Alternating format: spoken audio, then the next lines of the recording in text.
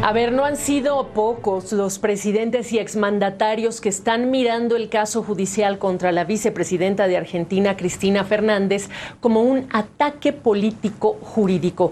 Y me refiero, por supuesto, al juicio por corrupción en la obra pública entre los años 2003 y 2015 y el pedido de los fiscales Diego Luciani y Sergio Mora para que se la condene a 12 años de prisión y su inhabilitación de por vida para ejercer cargos públicos. Cristina Fernández asegura que esto es un juicio contra el peronismo. En su defensa, además, ya han salido el propio presidente Alberto Fernández, horas después de conocerse o minutos después de conocerse el posicionamiento de los fiscales, y también este día miércoles, pero también se han pronunciado la presidenta de Honduras, Xiomara Castro, Evo Morales y el presidente Arce de Bolivia, el canciller de Cuba, Bruno Rodríguez, el expresidente Rafael Correa de Ecuador, la expresidenta Dilma Rousseff de Brasil. También hay organizaciones, por cierto, la Organización Internacional Progresista. Uno de sus coordinadores sugiere que se trata de una embestida similar a la que vivieron Luis Ignacio Lula da Silva, Correa, Evo Morales. Y desde México se ha sumado el partido Morena, el partido oficialista del presidente López Obrador, quien ha expresado su solidaridad con Cristina Fernández, ha dicho que el continente entero la acompaña en defensa de la democracia. Y todos denuncian que lo ocurrido con Cristina Fernández de Kirchner es un atentado a la democracia. Hablan del uso de los sistemas legales e instituciones para dañar o deslegitimarla. Pero, ¿es así? Vamos a platicar ahora con José Miguel Vivanco, exdirector para las Américas de la organización Human Rights Watch. Me da mucho gusto saludarte y te pediría una primera impresión de lo que ha sido esta cascada de reacciones. Mira, Gabriela, primero muchas gracias por invitarme. Esto no tiene nada de nuevo. Es una fórmula bastante conocida y consiste en presentarse como una víctima por parte de estos políticos de persecución judicial cuando son investigados especialmente por hechos de corrupción. Y lo que intentan hacer obviamente es politizar la discusión, presentarla como una gran conspiración, y donde el político, la autoridad, que muchas veces detentan amplio poder, como es el caso de Cristina Fernández. Cristina Fernández es el poder detrás del trono en Argentina. Sin embargo, el objetivo, el propósito, la fórmula que se utiliza es esta, la de presentarse como que aquí hay una conspiración, una persecución de carácter política y no una investigación válida, legítima, judicial por hechos de corrupción. Ahora, antes de hablar de los casos puntuales, porque hay diferencias, distinciones entre menciones que se hacen a Lula y otros presidentes o expresidentes, sí me gustaría preguntarte, en un continente donde hay un desafío enorme para el Estado de Derecho, el escuchar opiniones de estos funcionarios de alto nivel sobre lo que pasa en otro país para con sus aliados ideológicos, suena hasta peligroso, riesgoso hacia la opinión pública. Indudablemente, porque cuando hablamos del Estado de Derecho,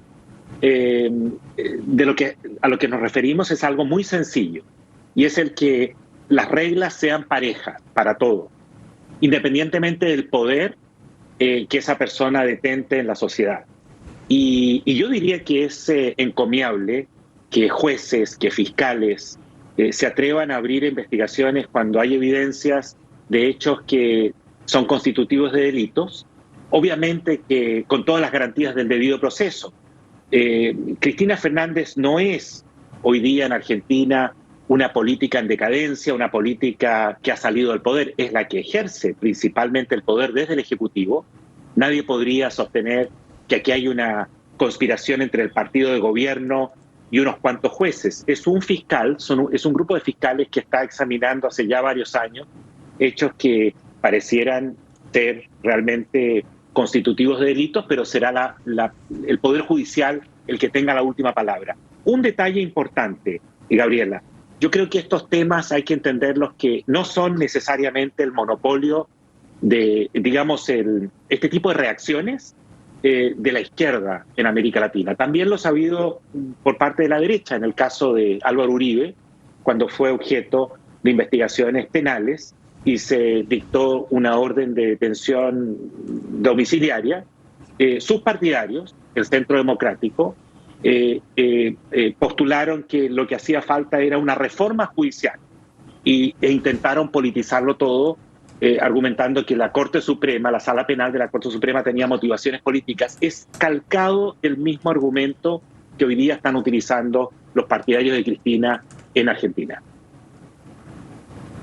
Y fíjate que en la observación que me hace aquí un compañero que me parece también pertinente, pues estos mismos presidentes no han reaccionado con la celeridad similar para casos como los de Nicaragua, en donde tanto se necesita su voz cuando estamos hablando de una dictadura y de represión ahora hasta contra miembros de la Iglesia, José Miguel. Gabriela, lo que caracteriza a algunos de estos funcionarios, de estas autoridades, empezando, por ejemplo, por Andrés Manuel López Obrador, es su total inconsistencia. Si uno le pregunta a López Obrador por qué no ha condenado las barbaridades que está haciendo la dictadura de Nicaragua, liderada por Ortega y Murillo, su respuesta favorita es que él no se inmiscuye en los asuntos internos de otros estados. Igual fórmula aplica para Cuba o para Venezuela, pero tú lo ves hoy día pronunciándose públicamente en una especie de solidaridad con Cristina Fernández. Yo creo que hay que examinar, obviamente, caso a caso. Por ejemplo, el de Lula en Brasil. Es evidente que el juez Sergio Moro violó normas propias del debido proceso, y así lo determinó la Corte Suprema recientemente. Invalidó todo el proceso contra Lula por serias irregularidades y vicios promovidos por el juez que investigaba la causa.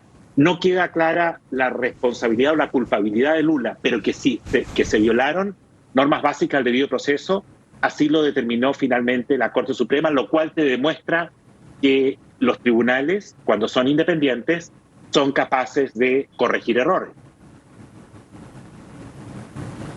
Claro, por supuesto. Y distinguimos al hoy candidato Lula a la presidencia de otros casos para los cuales habría que también analizar. Son todos diferentes y hablamos de sistemas de justicia de cada uno de los países, pero se me acabó el tiempo. Como siempre, un gusto saludarte, José Miguel. Gabriela, muchas gracias por invitarme.